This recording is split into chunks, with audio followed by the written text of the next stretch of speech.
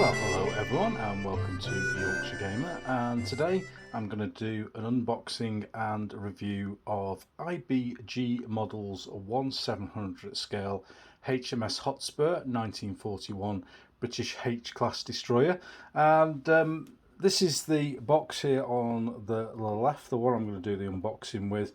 The one on the right, I've just bought another couple of these. I'm building 5 of them for the Battle of Narvik H-class destroyers, and the artwork has just changed very slightly, as you can see, just with the lettering, etc. The picture's the same, the contents of the box are the same. So here is a finished version of the model we'll have a look at in a bit more detail at the end of the video, but first of all we're going to do the unboxing part. So here we go. If you've not come across them before, IBG Models are a Polish company, and they do a nice range of 1/700 scale ships, mostly British and Polish World War II, and they do a range of other stuff as well, but I'm mostly concentrating on the 1/700th naval stuff. So we'll just have a look at the box first, and very nice art drawing there of HMS Hotspur. With decal and dazzle camouflage. Looks a very nice picture, that. And then I'll go around the side of the box. We've got some of the other available ships in the line. We've got HMS Middleton, a Hunt Class 2, Glowworm, everyone knows Glowworm, G-Class, and an I-Class Ithoriel. I've got quite a few of these IBG models, and quite like them in the range. They fill some nice holes in the kind of early mid-war British destroyers, and then we've got a nice painting idea or guide on the other side of the box. So if we open up, the contents are considerably smaller than the size of the box. When you open up, the box isn't particularly full, but there we go. We're going to have a look at these in detail, but I'll just take them out one at a time. There's a single bag with sprues in, etc. We'll have a look at those in detail in a minute. Then we've got another bag with some photo etch and some decals, and then we have the instructions themselves. So I shall go through the instructions first, putting the book to one side. And they are very nicely detailed. I'm just going to move the camera up and down. Yes, professionally I should have done a break, but there we go. So on the front here we've got pictures of the frame, individual frames, so you can check that what you've got is correct. And then when we move inside, we have the build instructions. Build instructions are quite clear. I've built a lot of these models. What we need to look at here is we've got the non-photo etch parts, and then PE for photo etch. Not too difficult to do. This goes through the process of building it. You basically build in sections and then put it in on the main deck, etc., and build the ship up. I build it slightly differently just because of the way I paint things, but the instructions are good, they are clear, and it's obvious what you need to do. However, just a bit of warning, this photo etch bending around the anti-aircraft gun platform is an absolute nightmare, and a number of my ships, some didn't make it. Some did. So you need a bit of photo etch skill if you're going to build these. They're quite small parts, as you would expect on a ship of this size, but they are very detailed. So just looking here at the rest of the instructions, nice build up. It works really well the way I do it.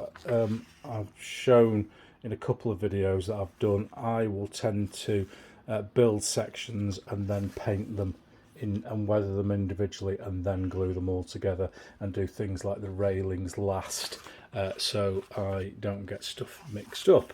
Now on the back of the instructions we have a painting guide, and it shows you the one of the colour schemes that Hotspur had, with deck coating as well. And then if we look at the top here, it gives suggestions for the colours to use. We've got AK Interactive, Hataka, Life Colour, AK Interactive,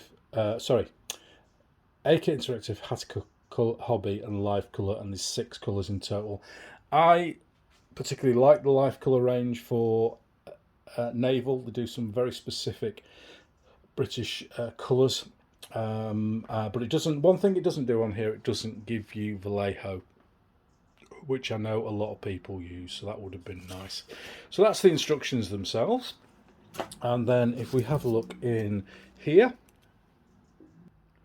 first up we have the decal sheet. The decal sheet comes with 3 H-class, oh sorry, 4 H-class, and 5 H-class, and I-61, which could be a H-class as well. I don't know, I'd have to check. Some enzymes. So these are for the different ships they manufacture, and this particular GHI class comes out in each of the boxes. It's very simple. It's exactly the same. Great thing is you get lots of different numbers, and you can cut them up and make them into different numbers for different destroyers if you want to use them. So that's pretty useful. And then we have the photo etch parts. Some of them, as you can see, are extremely fiddly. Especially here, you know, you've got ladders that fold on either side. You've got these parts that go along the side of the ship that are folded in numerous places. I have to say the railings are very good. I've worked with those on a number of ships and had no problems with them at all.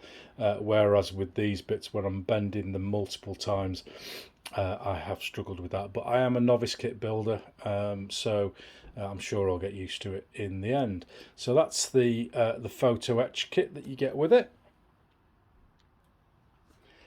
And then here we have the frames.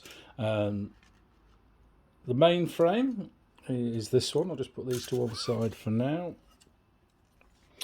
Contains the hull, some of the superstructure, boats, etc. One problem I have had with IBG kits is the connection from the sprue to the part is usually quite thick, which it can, certainly if you look on the bottom of there, it's not a problem. It just needs a lot of work to get that flat once you've cut it out.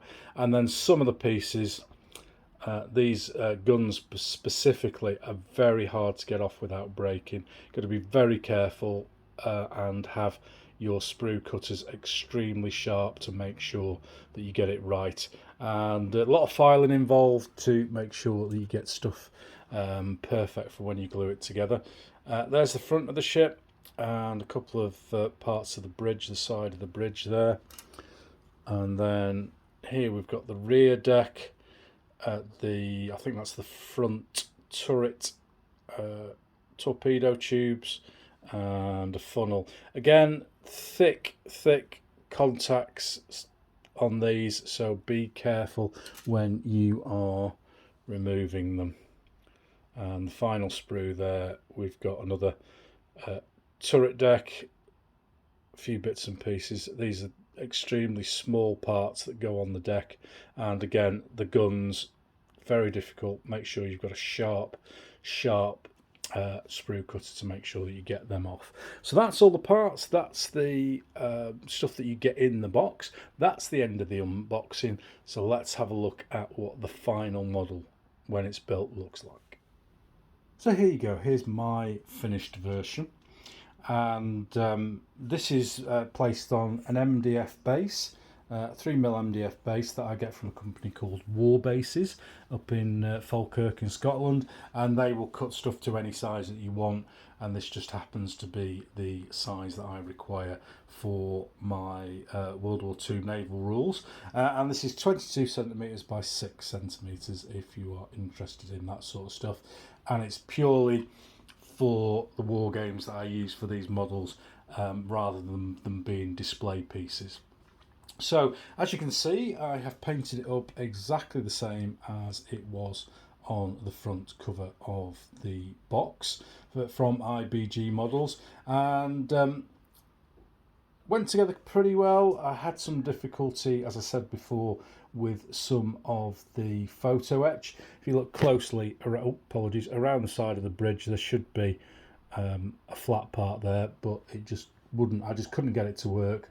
And again, around the anti-aircraft guns in the centre of the ship. I just couldn't get those to work either. The ship's boats are missing. I decided not to put those on. It was just too fiddly, and I was damaging the railings as well at the same time, trying to put them on. And you need to remember that this is a gaming piece, so this is going to be handled. So not anything that falls off in my hands while I'm building is going to fall off in somebody else's hands while they are using it. So I'll just do a quick twirl, Anthea, as we go around, and just straightforward masking to do the camouflage work, or the dazzle camouflage. And then there's a couple of tutorials on how I've done the sea base. It's basically polyfiller painted, dry brushed, and then I use a sea foam effect from AK Interactive to do the top of the waves breaking over the ship. I think this ship looks absolutely brilliant. It's really nicely detailed. The ship's rails really make it look good. They're a pain in the backside to get on, but now they're on. They do look really good, and kind of bring another dimension to the ship, I think. Let's just drop that down a little bit so we get a better angle on it. I decided not to do the quarter scene on the deck. Just on this one, I thought it looked great as it was. So there we go. That's the finished product. That's what you can get them to look like if you want to give it a go. I really like the pennant number on the back there. That really makes it stand out. So I'm going to build 5 of these, as I said. You'll see them on the channel as we go along, and I hope that that's been a good and useful review for you. If you want to build one of these models, they do come out of the business and they do look great, and I'm sure somebody who's a better modeler than me can do a cracking job and get them under a nice glass cabinet somewhere. But these are going on the table and they'll be gamed with. So thanks again for watching, and until next time, see you.